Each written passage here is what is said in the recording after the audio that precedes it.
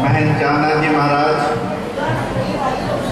गुरु गद्दी पर विराजमान स्वामी अमरानंद जी महाराज, महामंडलेश्वर कपिलपुरी जी महाराज और मंच पर आसीन सभी संतवृंद और इस गुरु पूर्णिमा के उत्सव पर आप सब पधारे भक्तजन, मैं अपनी तरफ से, अपने विश्वविद्यालय की तरफ से आप सबको गुरु पूर्णिमा की बहुत बहुत बधाई देता हूँ और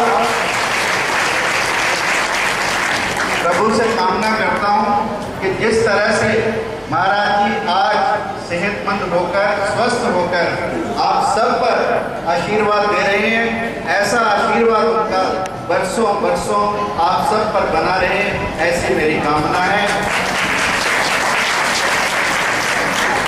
गुरु के मायने यानी जो हमें अंधकार से प्रकाश की ओर ले जाए, जो हमें मूर्छा से, जड़ से चेतन की ओर ले जाए, जो हमें जागने से जागृत होने की ओर ले जाए, जो हमें बूंद से मोती बना दे और जो हमें मोती से माला बना दे, ये होता है सत्य। अब लोग कहते हैं मैं आंखों का डॉक्टर हूँ और आंखों की भाषा में आपको गुरु के मायने समझा देता हूँ। एक दिन मेरे पास एक मरीज आया, अक्सर जो मरीज आते हैं किसी के पास एक चश्मा होता है, किसी के पास दो चश्मे होते हैं।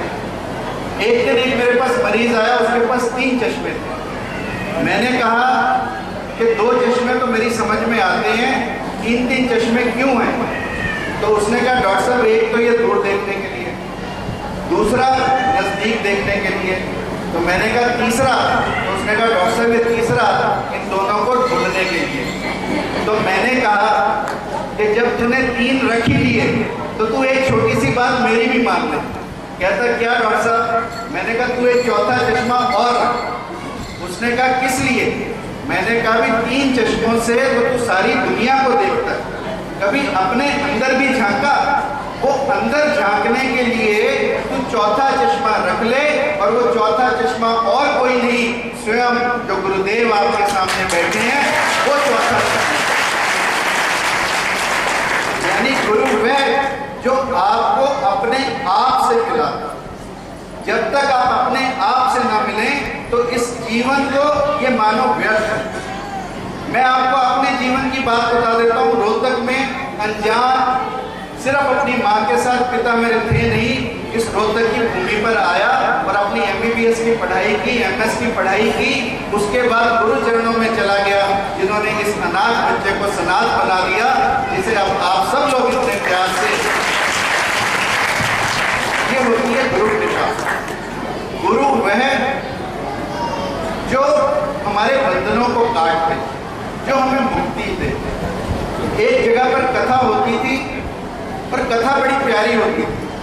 पंडित जी कथा करते थे, कथा में वाक्य था राम नाम सो बंधन छूटे।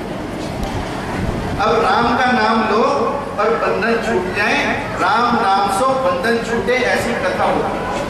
और कथा इतनी प्यारी होती थी कि कथा को न केवल मनुष्य सुनने आते थे परंतु जीव जंतु भी सुनने आते थे। और एक मैना भी वहाँ पर सुनने आती थी।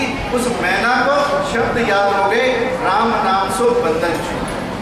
अब जब उस मैना को याद हुए राम नाम सो बंधन छूटे, तो एक सेठ जी भी वहाँ पर आते। उन्होंने सोचा कि ये मैना बड़े काम की, इतने काम की कि ये सारा दिन राम का नाम लेती है, क्यों ना मैं इस मैना को पकड़वा लूं।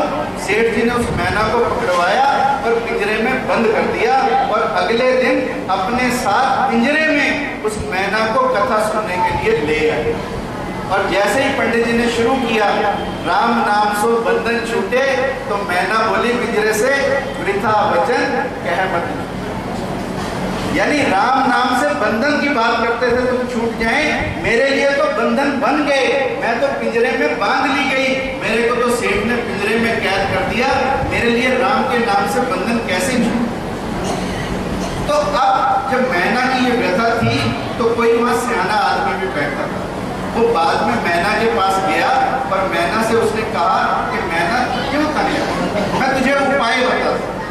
जब सेठ कल तेरे को दाना डालने आए तो तू बेहोश होकर सो जा, बेहोश होगी, जैसे ही सेठ पिंजरा खोलेगा दाना डालने के लिए तेरे को मरा समझेगा और तू उड़ जा।